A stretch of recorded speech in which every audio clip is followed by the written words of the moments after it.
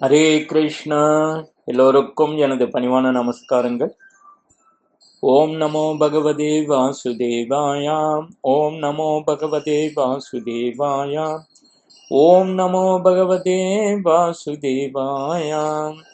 ஜெய ஸ்ரீ கிருஷ்ணா சைத்தன்யா பிரபு நித்யானந்தா ஸ்ரீ அத்வைதா கதாதர சிவசாரி கௌர பக்தவந்தா. ஹரே கிருஷ்ணா கிருஷ்ணா கிருஷ்ணா ஹரே ஹரே, ஹரி ராம ராம ராம ஹரே ஹரி. பகவத்கீதை உண்மை உருவில் அத்தியாயம் 7. அத்தியாயத்தின் தலைப்பு பூரணத்தின் ஞானம். பதம் 11. மொழிபெயர்ப்பும் பொருளுரையும் வழங்கியவர் ஏசி பக்தி வேதாந்த சுவாமி ஸ்ரீல பிரபுபாதா, அகில உலக கிருஷ்ணா பக்தி கழக ஸ்தாபகாச்சாரியர்.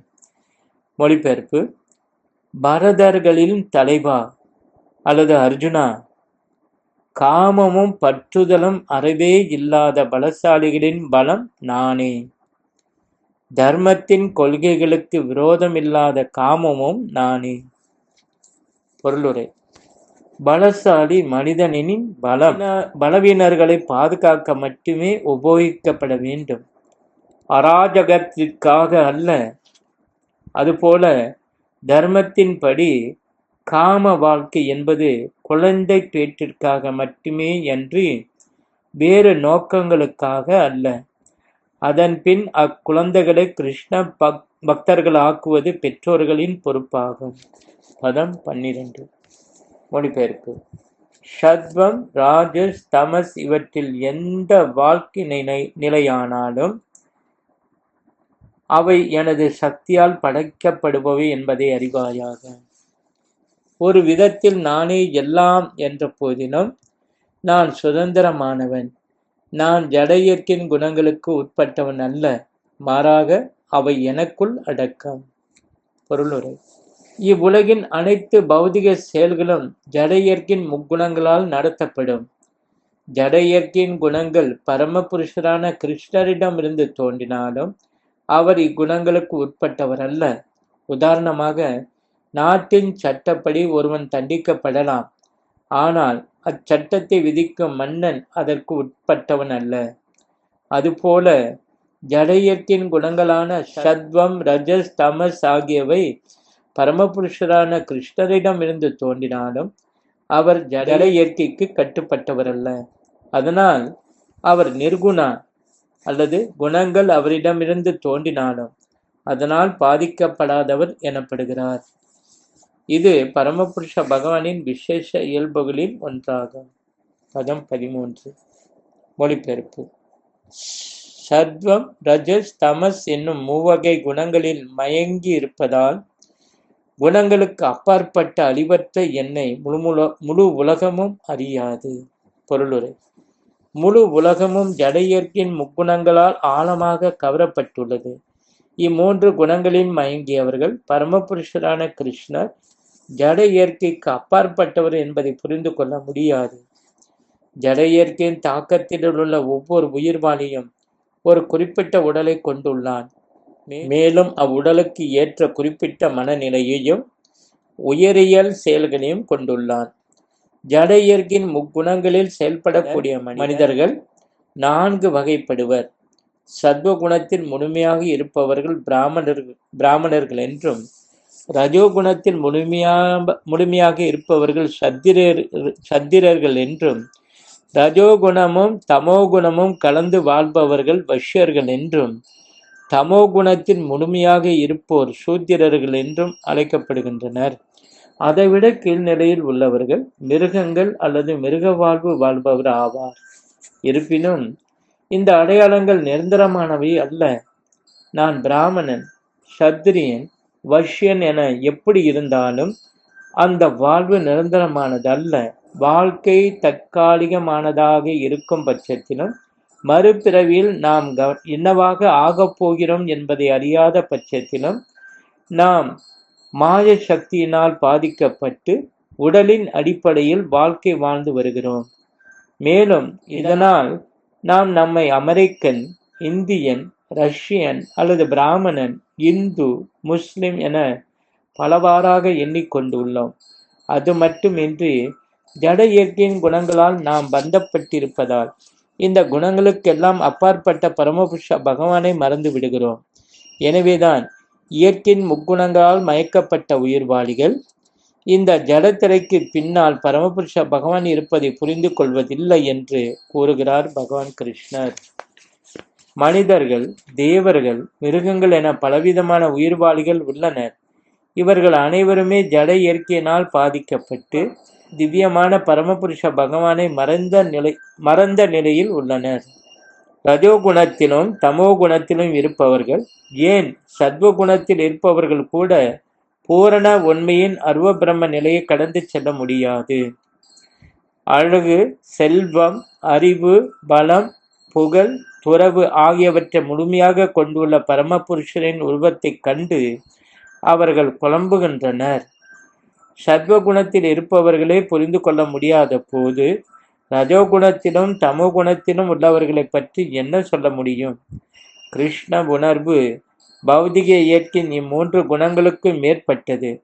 கிருஷ்ண உணர்வில் முழுமையாக நிலை பெற்றவரே உண்மையில் முக்தி பெற்றவர்கள். பதம் 14. மொழிபெயர்ப்பு. ஜட இயற்கையின் முக்குணங்களான எனது இந்த தெய்வீக சக்தி வெல்லுதற்கரியது. ஆனால் என்னிடம் சரணடைந்தோர் இதனை எளிதில் கடக்கலாம். பொருளுரை. புருஷோத்தமரான முழுமுதற் கடவுள் எண்ணற்ற சக்திகளை உடையவர். அவை அனைத்தும் தெய்வீகமானவை. உயிர்வாளிகளும் அத்தகைய சக்திகளில் ஒரு பாகமே என்பதால் அவர்களும் தெய்வீகமானவர்களே.